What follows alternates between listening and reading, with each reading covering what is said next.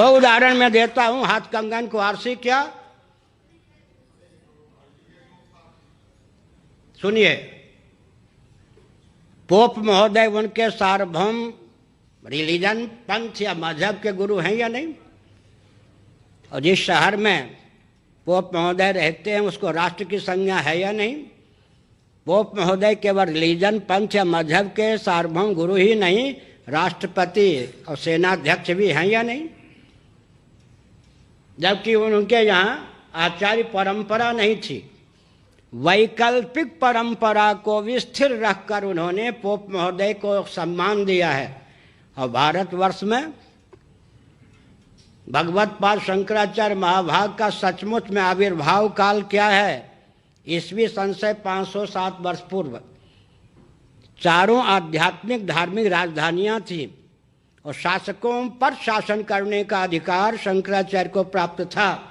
धर्म नियंत्रित, पक्षपात विहीन, शोषण विनिर्मुक्त, सभ्यताप्रद सनातन शासन तंत्र की स्थापना का दायित्व शंकराचार्यों को प्राप्त था। स्वतंत्र भारत में राजनेता को वह दायित्व दिया गया, आध्यात्मिक मनीषी के रूप में राजनेता स्थापित किए गए। चाहे गांधी जी हों, चाहे विनोबा जी हों, और आजकल कौन है भारत के सार्वभौम धार्मिक मनीषी, आध्यात्मिक मनीषी? माननीय दलाई लामा जी। इसका अर्थ क्या है? ईस्वी सन से 507 वर्ष पूर्व भगवान शंकराचार्य का आविर्भाव हुआ। सनातन परंपरा के कोई गुरु भारत को सुलभ न हो, पंथाइयों से, राजनेताओं के यंत्रों से देश पट जाए, ताकि इनके पास आध्यात्मिक मार्गदर्शन ही विलुप्त हो जाए। अंग्रेजों की कूटनीति है या नहीं? आप अपने यहाँ पोप जी की गद्दी पाल के और पोप जी को पाल के रखे हो, और हमारे यहाँ शंकराचार्यों की गद्दी को नष्ट करने के लिए, दिशाहीन करने के लिए कितने षड्यंत्र। मुझे तो 25 साल इस पद पर हो गए, वसंत पंचमी को 26वां साल होगा पूरा। एक दिन भी मैं जहाँ पर हूँ उस पद पर टिकना कठिन है। मेरा दोष क्या है?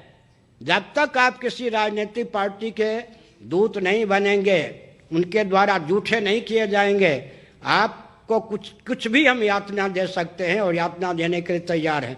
इसका मतलब राजनेताओं के खिलौने बनकर के शंकराचार्य काम करें, यह इतना दबाव डाला जाता है।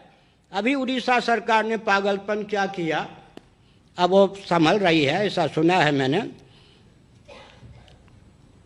गिने चुने एकड़ में, 4-5 एकड़ में तो मठ, उसको भी हड़प लिया। जगन्नाथ जी की और संपत्ति है, आपकी कुछ है ही नहीं। धीरे धीरे इन लोगों का प्रयास ये है कि शासन तंत्र जिसको शंकराचार्य नियुक्त करेगा वो शंकराचार्य होगा। समझ गए? इसका अर्थ क्या होता है? व्यासपीठ भी दिशाहीन शासन तंत्र के द्वारा नियंत्रित हो। सत्ता लोलुपता और दूरदर्शिता के कारण दिशाहीनता भारत में राजनीति का पर्याय है। अच्छा, दूसरी ले लीजिए अंग्रेजों की कूटनीति। अपने यहाँ विक्टोरिया से भी अधिक समय से एलिजाबेथ को पाल के रखा है या नहीं, महारानी के रूप में?